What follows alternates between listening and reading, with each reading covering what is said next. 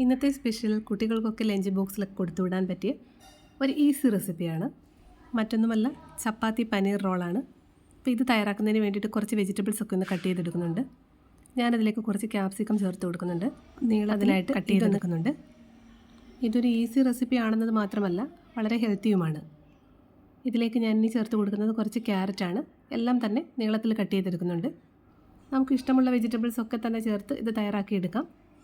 ഇനി ഞാനിതിലേക്ക് കുറച്ച് സവാള കൂടെ ചെറുതായി ഒന്ന് അരിഞ്ഞെടുക്കുന്നുണ്ട്. പിന്നീട് നമുക്കിതിലേക്ക് ആവശ്യത്തിന് വേണ്ടത് പനീർ കൂടിയാണ്. ഈ വെജിറ്റബിൾസ് എല്ലാം തന്നെ ഒന്ന് കട്ട് ചെയ്ത് മാറ്റി വെച്ച ശേഷം പനീറിലേക്ക് കുറച്ച് മസാലകളൊക്കെ ചേർത്തൊന്ന് മാറ്റി വെക്കേണ്ടതായിട്ടുണ്ട്.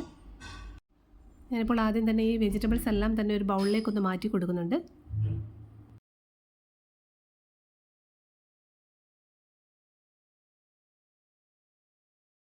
ഇനി മറ്റൊരു ബൗളിലേക്ക് കുറച്ച് പുളിയില്ലാത്ത തൈരാണ് ഞാൻ ചേർത്ത് കൊടുക്കുന്നത്.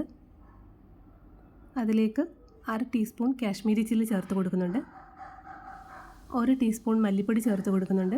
1/2 ടീസ്പൂൺ മഞ്ഞൾപ്പൊടിയും ചേർത്ത് കൊടുക്കുന്നുണ്ട്. എരിവ് കുറച്ച് കൂടുതൽ വേണമെന്നുണ്ടെങ്കിൽ മുളക് പൊടി കുറച്ചുകൂടെ ചേർത്ത് കൊടുക്കാവുന്നതാണ്. അധികം എരിവില്ലാതെ കഴിക്കുന്നതാണ് ഈ റെസിപ്പിയുടെ ടേസ്റ്റ്.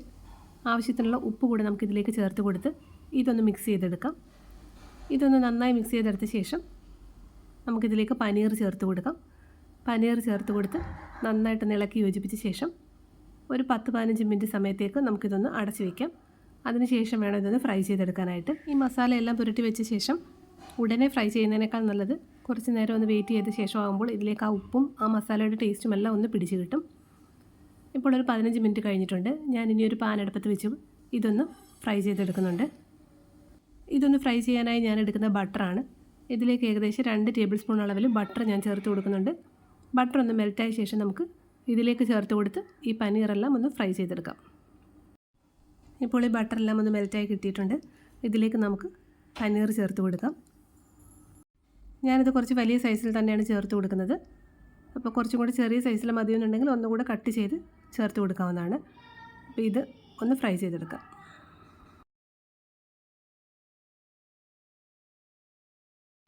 പനീർ ഏകദേശം ഈ ഒരു പരുവത്തിലായി കഴിയുമ്പോൾ ഇതിലേക്ക് നമുക്ക് നേരത്തെ തയ്യാറാക്കി വെച്ചിട്ടുള്ള വെജിറ്റബിൾസ് കൂടെ ചേർത്ത് കൊടുക്കാം.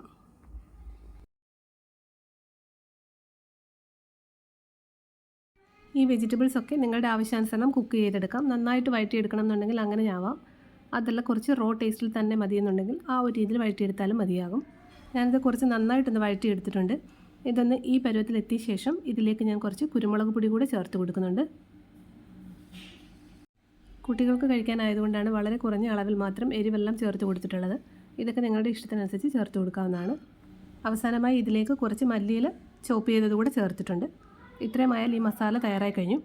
ഇനി ഇത് നമുക്കൊന്ന് മാറ്റി വയ്ക്കാം. അതിനുശേഷം നമുക്ക് ചപ്പാത്തി തയ്യാറാക്കിയെടുക്കാം. ചപ്പാത്തിയുടെ മാവെല്ലാം നേരത്തെ തന്നെ ഒന്ന് തയ്യാറാക്കി വെച്ചിട്ടുള്ളായിരുന്നു. അപ്പോൾ ഞാനിത് റൗണ്ട് ഷേപ്പിൽ പരത്തിയെടുത്ത് പാനിലേക്ക് ഇട്ട് കൊടുത്തിട്ടുണ്ട്. ഇത് നമുക്കൊന്ന് ചുട്ടെടുക്കാം. ഈ ചപ്പാത്തിയിലേക്ക് ഇനി ഓയിലോ ബട്ടറോ ഒന്നും തന്നെ ചേർത്ത് കൊടുക്കുന്നില്ല. ആവശ്യമുണ്ടെങ്കിൽ നിങ്ങൾക്ക് ചേർത്ത് കൊടുക്കാം.